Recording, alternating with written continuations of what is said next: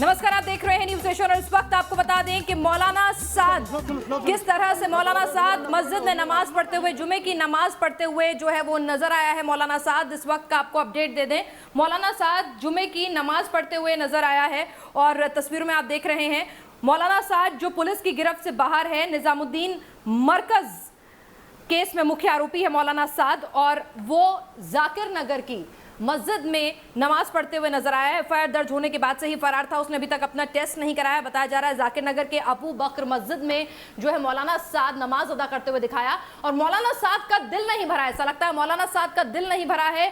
देश भर में कोरोना बम फोड़ने के बाद उसके बावजूद भी किस तरह से मौलाना साद जो है एक बार फिर नियम कायदे कानूनों का उल्लंघन करता हुआ दिखा, पुलिस की गिरफ्त से बाहर दिखा। सवाल पुलिस पर भी है कि अगर वो अपने घर में ही है तो पुलिस की गिरफ्त से इतना दूर क्यों है।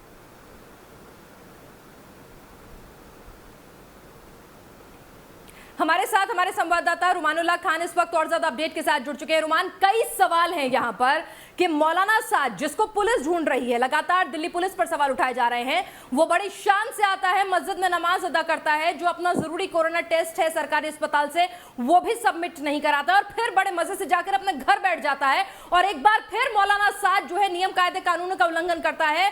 नमाज पढ़ने के लिए 20 से ज्यादा लोग साथ लेकर आता है और सोशल डिस्टेंसिंग की धज्जियां उड़ाता है।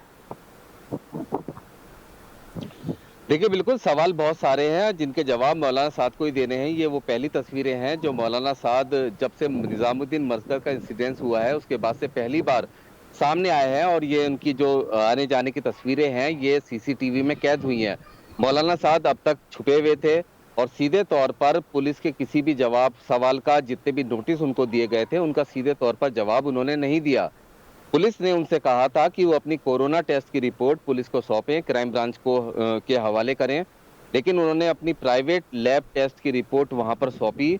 पुलिस ने सीधे तौर पर कहा था कि सरकारी लैब टेस्ट की जो रिपोर्ट है वो आप सौंपिए, उसके बाद फिर आगे की कार्रवाई होगी, लेकिन वो रिपोर्ट उन्होंने आज तक नहीं सौंपी। लेकिन सबसे बड़ी बात यह है कि वो जब से क्वारंटीन थे, ऐसा उनके वकील की तरफ से कहा गया था कि जब से निजामुद्दीन इंसिडेंस हुआ था उसके बाद से वो क्वारंटीन थे, लेकिन अब सीधे तौर पर सामने है, पहली बार ये स्पॉट हुए हैं कहीं पर आते जाते हुए। मतलब साफ है कि इनका बाहर आना जाना लगातार जारी है। ऐसे में ये सरकारी दफ्तर से, सरकारी अस्पताल से अपनी कोरोना टेस्ट रिपोर्ट करा सकते थे और पुलिस को सौंप सकते थे। सबसे बड़ी बात यह है कि हर जगह जाने के लिए मौलाना साद के पास समय है, जुमे की नमाज पढ़ने के लिए समय है, लेकिन अपनी सरकारी जो लैब है उसके अंदर सरकारी अस्पताल में अपनी रिपोर्ट कराकर पुलिस को सौंपने के लिए समय नहीं है। सीधे तौर पर ये मौलाना साद क्यों भाग रहे हैं? कानून जितना सरल है उसको मौलाना साद जैसे लोग ही इसको बुरी तरह से उलझा देते हैं और इस पूरी इन्वेस्टिगेशन में, इस पूरे केस में भी मौलाना साद की तरफ से तमाम कानूनी दांवपेच चलते हुए इस पूरे केस को उलझाया गया है और अभी तक उलझाने की कोशिशें हैं। ऐसी स्थिति में सबसे बड़ा सवाल ये है कि आखिर अगर वो घर से बाहर निकल रहे हैं, आराम से हर जगह आ जा रहे हैं, तो ऐसे में अपनी कोरोना टेस्ट सरकारी लैब में कराकर वो पुलिस को क्यों नहीं सौंप रहे हैं, जिससे पुलिस आगे की कार्रवाई करे। लेकिन इन तस्वीरों के आने के बाद परेशानियां बढ़ गई मौलाना साद की। क्राइम ब्रांच उनको जल्द ही पुलिस कह रही है कि उसने 20 लोगों को चिन्हित भी किया है जो मौलाना साद को कवर दे रहे थे, छिपा रहे थे।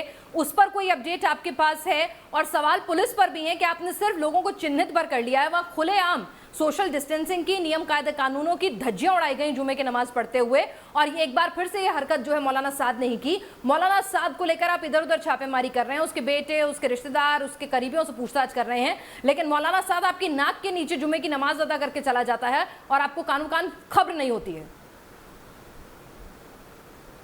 देखिए, बिल्कुल सीधे तौर पर मौलाना साद को अब तक पूछताछ के लिए क्राइम ब्रांच ने नोटिस नहीं भेजा है। क्राइम ब्रांच का कहना है कि मौलाना साद अपनी जो सरकारी अस्पताल है उसके अंदर अपनी कोरोना टेस्ट रिपोर्ट कराएं और वो सौंपे, क्योंकि सीधे तौर पर क्राइम ब्रांच की जो टीम है जो कि इस मामले की जांच कर रही थी उसके काफी लोग संक्रमित हो गए थे।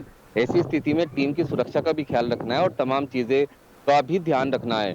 लेकिन जिस तरह से सबूत इकट्ठे किए गए हैं, जिस तरह से मनी लॉन्ड्रिंग के मामले में हवाला ऑपरेटर्स की जानकारी क्राइम ब्रांच ने इकट्ठी की है, इसके अलावा प्रवर्तन निदेशालय ने भी तमाम अहम जानकारियां इस पूरे मामले में इकट्ठे की हैं, तो मौलाना साद का बचना मुश्किल है। लेकिन जो प्रोटोकॉल है, कोरोना का संकट इस समय चल रहा है, ऐसी स्थिति में कहीं मौलाना साद ये आरोप ना लगा दें कि उनको कोरोना करवा दिया गया, या फिर जिस तरह की उनकी हमेशा स्ट्रेटजी रही है कानून से खिलवाड़ करने की, लगातार उनको मौके दिए गए हैं, लेकिन अब जी। सीधे तौर पर क्राइम ब्रांच ने उनसे कहा था कि आप अपनी सरकारी अस्पताल में कोरोना टेस्ट की रिपोर्ट कराइए और सौंपिए, उसके बाद इन्वेस्टिगेशन ज्वाइन कीजिए।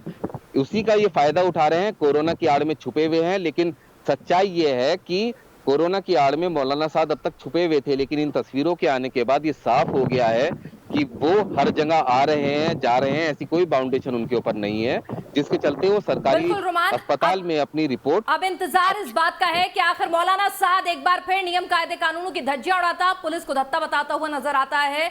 एक बार फिर सवाल यही है कि मौलाना साद आखिर पुलिस उसे पूछताछ के लिए क्राइम ब्रांच कब बुलाएगी, कब मौलाना साद जो है वो कानून की गिरफ्त में होगा, क्योंकि दिल्ली का ही नहीं बल्कि देश का गुनहगार है ये पूरा मौलाना साद। किस तरह से उसने तबलीगी जमात को कोरोना बम बनाकर पूरे देश में फैलाया है। रुमान, इस तमाम अपडेट के लिए आपका शुक्रिया।